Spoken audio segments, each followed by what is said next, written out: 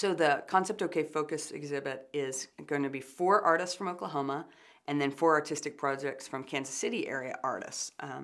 The curator for this area, Liza Staton, really met with a lot of artists to try to figure out who would be best together for this first Focus exhibition. She toured 11 studios in Oklahoma, she toured 10 studios in Kansas City before she chose the projects, and she really was interested in what are those intersections between their ideas? Are there materials, are there different approaches that could have some kind of connection? And she ended up feeling like everything was pretty fluid in the way the artists were approaching their work, but that there was almost a network, a map that connected the different projects. And so even though we have sculpture, we have, multimedia constructions, we have video, that there's some connection between their ideas. It was interesting when Liza Staton approached the project she ended up selecting, she really felt like all of them were trying to engage their viewers, that all of them are trying to provoke their viewers somehow, so pushing their viewers to examine themselves, to look at how they live, to look at contemporary life. So she saw that as a connection between all of them, that they invite the viewers and engage them in a different way.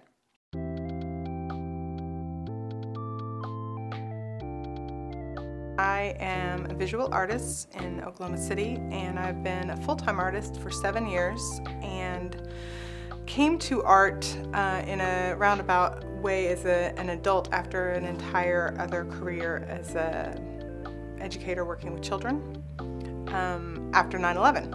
And it was in a realization that I really wanted to do what made me happy and what would fulfill me most, and that was to pursue photography.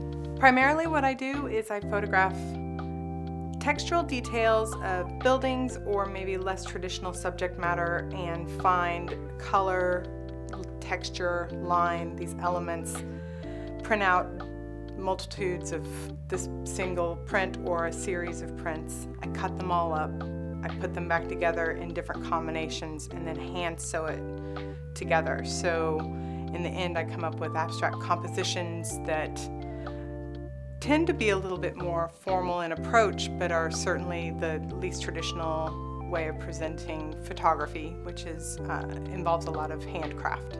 When Romy made her proposal, she really wanted to create a huge landscape. She was looking at kind of almost manufacturing a real and fake landscape in her work, and then she's altered what the material is that she's going to photograph.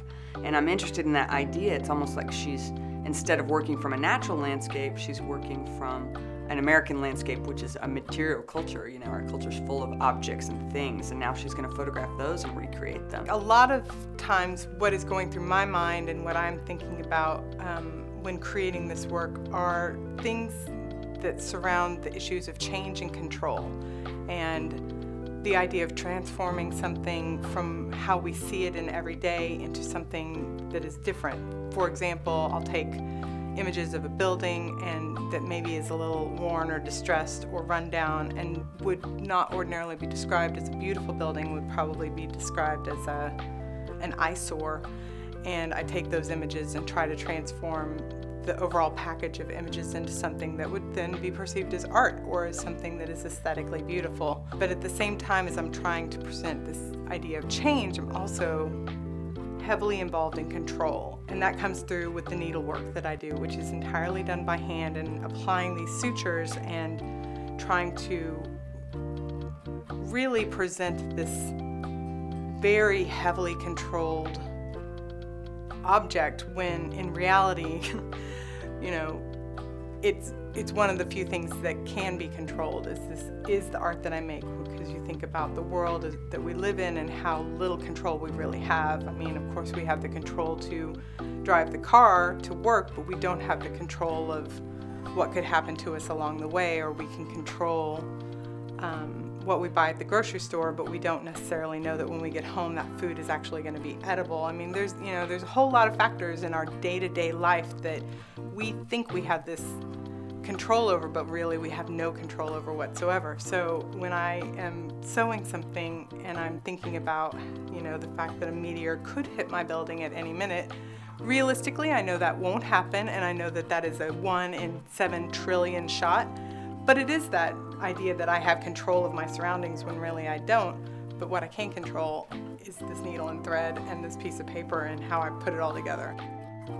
Being in the space, even in its raw and unfinished state, I was instantly inspired to do something that was incredibly site-specific and focused on the windows, because there is an entire wall of windows in that building, and it's just asking for something. She's going to be another artist that really changes the experience of inside and outside, because her works are actually going to be mounted on the windows of the gallery.